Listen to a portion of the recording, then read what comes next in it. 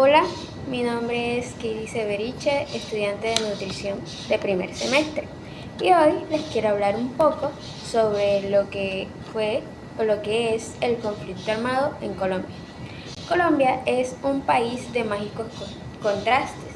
Su biodiversidad, su fauna, sus paisajes, la amabilidad de la gente hacen que cualquier persona que la visite quiera quedarse. Pero detrás de esos paisajes de postales se esconde una realidad profunda y cruenta, el cual fue el conflicto armado más largo y doloroso de la historia moderna.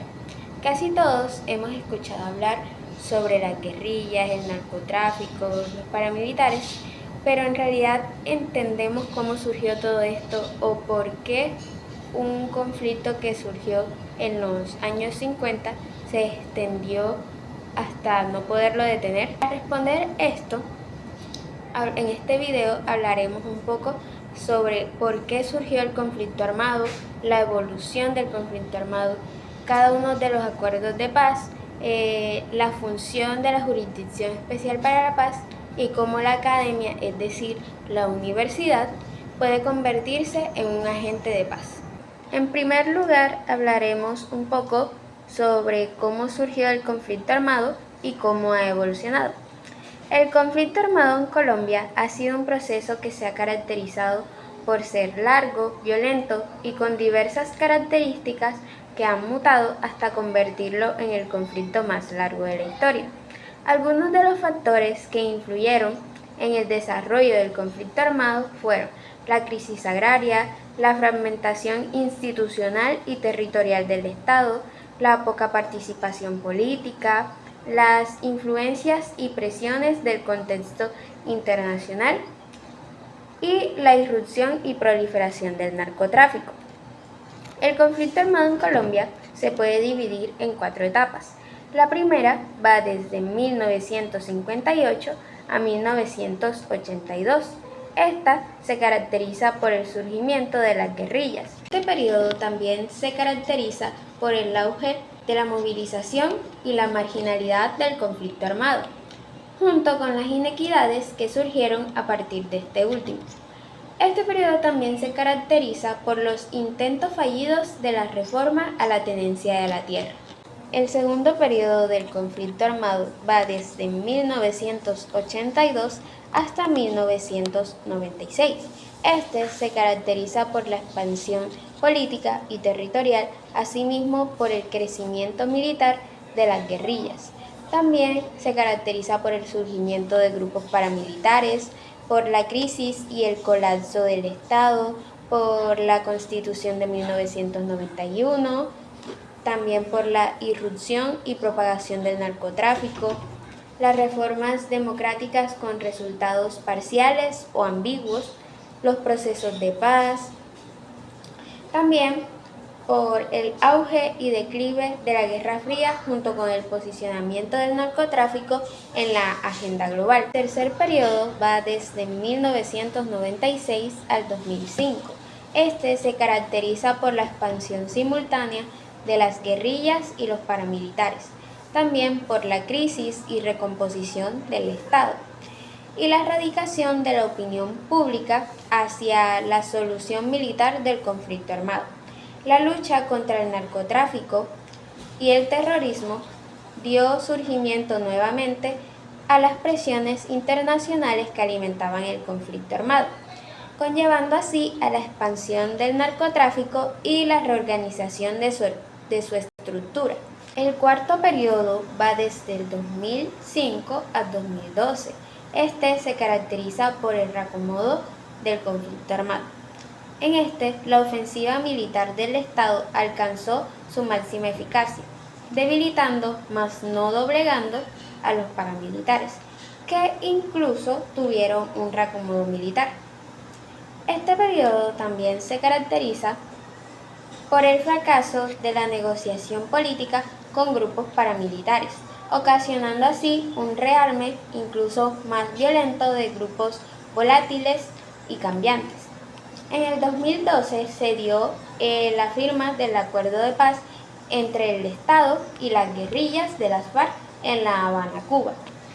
Hoy en día existen muchas cifras que ha dejado el conflicto armado en Colombia, tanto de muertos como de desaparecidos, e incluso personas que tuvieron que dejar sus hogares y tierras por culpa del conflicto armado. Ahora hablaremos sobre los principales acuerdos de paz desde 1984 hasta la actualidad. En primer lugar, hablaremos sobre los acuerdos entre los años 80 y los años 90. Tras los fallidos intentos de diálogo en la Uribe con las FARC en 1984, la década de 1990 marcó y se terminó con negociaciones exitosas. Una de estas fue la negociación con el M-19, ya que estos dejaron las armas e incluso se convirtieron en un partido político, ayudando así al surgimiento de la Asamblea Nacional Constituyente, que también ayudó a la redacción de la Constitución de 1991. Aunque también el ciclo de violencia continuó, ya que hubieron muchos grupos marginados.